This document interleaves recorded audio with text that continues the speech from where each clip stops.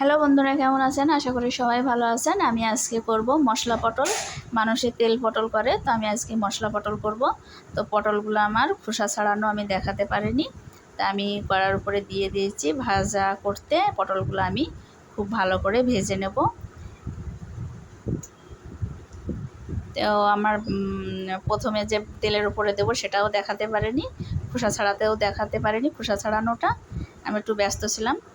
তো আমি খুব ভালো করে পটলগুলোকে ভেজে নিয়েছি। পটলগুলোকে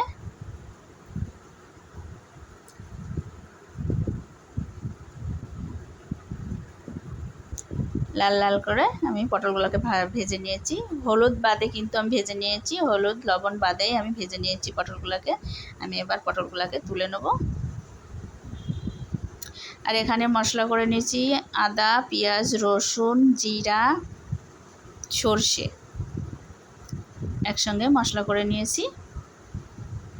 তো আমার পটল ভাজার তেল আছে অনেক, আমি ওই তেলের মধ্যেই জিরে ফোড়ন দিয়ে দিচ্ছি।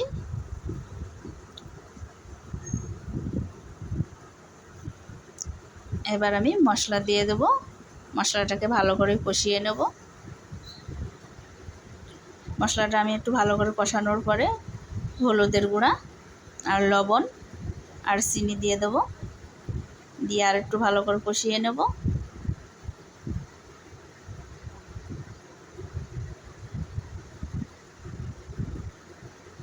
লবণ আর হলুদ আমার দেওয়া হয়ে গেছে। এবার দিয়ে দিচ্ছি আমি চিনি, দিয়ে আর একটু আমি ভালো করে কষিয়ে নেব।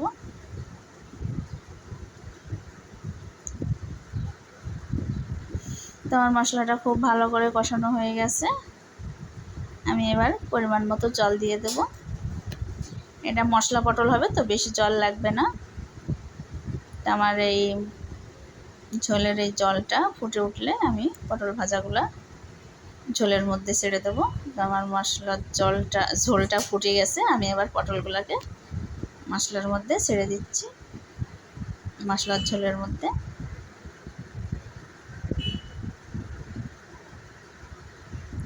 এইভাবে পটল রান্না করলে খেতে খুব সুস্বাদু হয়, খুব টেস্টি, দারুণ হয় খেতে। আমি এই রান্নাটা শিখেছি আমার মাসির কাছ থেকে।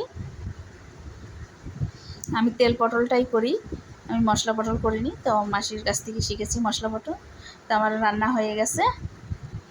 এই যে দেখুন, আমি ঝোলটাকে শুকিয়ে একদম গা মাখা মশলা করে ফেলেছি। তো আমার হয়ে গেছে রান্না। আমি এবার তুলে নেব। তো আমি তুলে নিলাম। আমি এইভাবেই মশলা পটল করে নিলাম আমার মিষ্টি বন্ধুরা। তো যদি পছন্দ হয় অবশ্যই একটা লাইক করবেন, কমেন্ট, শেয়ার, সাবস্ক্রাইব করবেন। আপনারা সবাই ভালো থাকুন, সুস্থ থাকুন আমার মিষ্টি বন্ধুরা।